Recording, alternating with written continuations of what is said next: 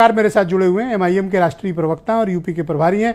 वकार साहब, कल आपका एक वीडियो सोशल मीडिया पर काफ़ी वायरल हो रहा था, मैंने देखा, इसलिए आज आपको डिबेट पर जहमत दी है, इनवाइट किया है। आपने कहा कि संजय सिंह तो अभी उदाहरण है, विपक्ष के बहुत नेताओं को जेल भेजने की योजना है। क्या योजना है और आपके पास क्या जानकारी है और आपने ये आरोप किन तथ्यों के आधार पर लगाए हैं? देखिए, सबसे पहली बात तो मैं शॉक्ड हूं।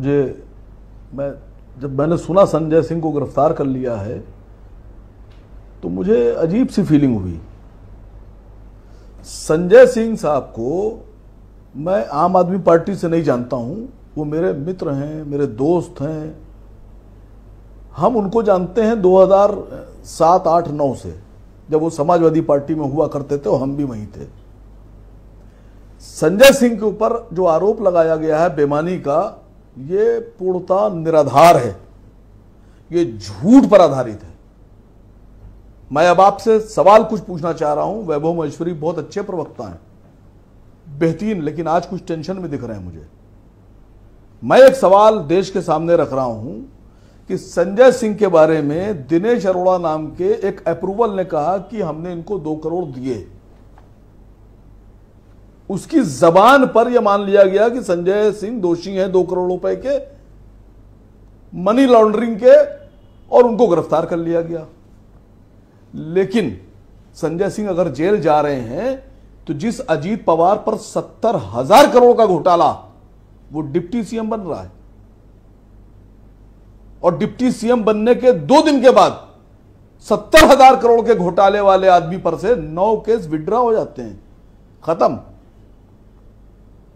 जिस आदमी पर 2010 में वाटर स्कैम लगता है और जैसे ही ईडी उसको बुलाती है पूछताछ के लिए 2014 के बाद, वो आदमी फौरन जाके बीजेपी के लीडरों से मिल लेता है और बीजेपी ज्वाइन कर लेता है और मुख्यमंत्री बन जाता है। देश में खनन घोटाले का बादशाह की उपाधि रखने वाले येदियुरप्पा जेल नहीं जाते हैं। रघुवर दास का नाम 1,000 करोड़ रुपए घोटाले में आ रहा है या नहीं है, यह बात तो बाद में तय होगी। क्या ईडी को नहीं पूछताछ करना चाहिए थी? अगर दिनेश अरोड़ा के कहने पर संजय सिंह अरेस्ट हो सकते हैं, उनके यहां छापा पड़ सकता है, तो व्यापम घोटाले के जो मुख्य आरोपी थे डॉक्टर जगदीश सागर, उनकी जो डायरी थी उसमें कुछ नाम लिखे हुए थे। ये दैनिक भास्कर की रिपोर्ट में पढ़ रहा था, उसमें साफ साफ लिखा हुआ है कि उस डायरी में मामा जी नाम लिखा हुआ था। जांच क्यों नहीं हुई? मैं छोटे छोटे सवाल पूछ रहा हूं, बात खाली संजय सिंह की नहीं है। आपके सब सवालों का जवाब यही मिलेगा। अभी आलोक अवस्थी से हर एक सवाल का जवाब लेंगे, आप कंटिन्यू करें, बताएं, बोले।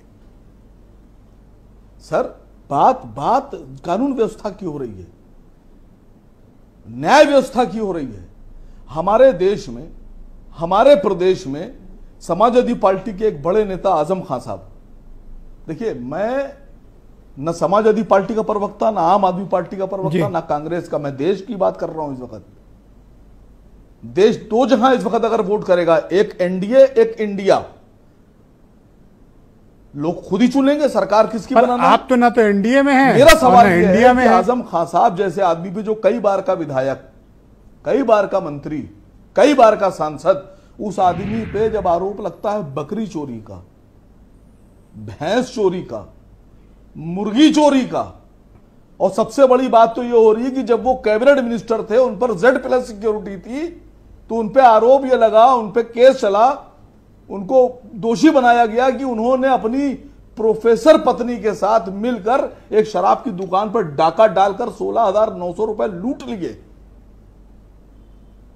Z+ security. तो क्या अब आपको इस बात की आशंका है कि जैसे जैसे चुनाव नजदीक आएगा, विपक्ष के और तुम्हारी सिक्योरिटी भी नहीं, डाका कैसे डाला? विपक्ष के और नेताओं को भी टारगेट किया जाएगा? वकार साहब, आपको आशंका है? देखिए, जो दिनेश, ये भी जो बीजेपी प्रवक्ता जी बोल रहे हैं, आलोक अवस्थी साहब के भी 2 लोग और हैं। हाँ, कौन है वो 2 लोग? सच्चाई है कि 2 नहीं, अभी 200 भी हो सकते हैं, 200 भी हो सकते हैं। भारतीय जनता पार्टी जानती है कि वो हार की कगार पे खड़ी है। हार से सिर्फ इस तरह बचा जा सकता है कि जो मैदान में उसके अगेंस्ट लोग हों ताकतवर, उनको गिरफ्तार करके जेल में। जब आप इतना बैकअप दे रहे हैं संजय सिंह को और अपोजिशन को, लड़ना पड़ेगा। तो आप इंडिया अलायंस में शामिल क्यों नहीं हो जा रहे हैं? या तो आपको पूछा नहीं जा रहा? सर मैं एक ईमानदार राजनीतिक हूं, मैं एक ईमानदार आदमी हूं, नेता हूं। मुझे इसकी फर्क नहीं पड़ता कि मुझे कौन अपने में शामिल कर रहा है, कौन अपने में शामिल नहीं कर रहा है। मैं जब भी जबान खोलूंगा हक और ईमान की बात बोलूंगा। मैं जब भी जबान खोलूंगा देश हित की बात बोलूंगा। ये इंडिया अलायंस को तय करने दीजिए कि वो हमको लेगी कि नहीं लेगी। डिबेट के दूसरे चरण में आपके विचारों को सम्मिलित करेंगे। धन्यवाद वकार साहब, हमारे साथ जुड़े रहिएगा। करने दीजिए। बहुत शुक्रिया, हमारे साथ जुड़े रहिएगा। ईमानदार लोगों को अपने साथ रखना चाहते हैं कि नहीं रखना चाहते हैं? धन्यवाद वकार साहब, हमारे साथ जुड़े रहिएगा। हेमंत तिवारी, जाने माने पत्रकार। हमसे मत पूछिए जी बिल्कुल, इंडिया अलायंस से पूछिए। Thank you sir, thank you.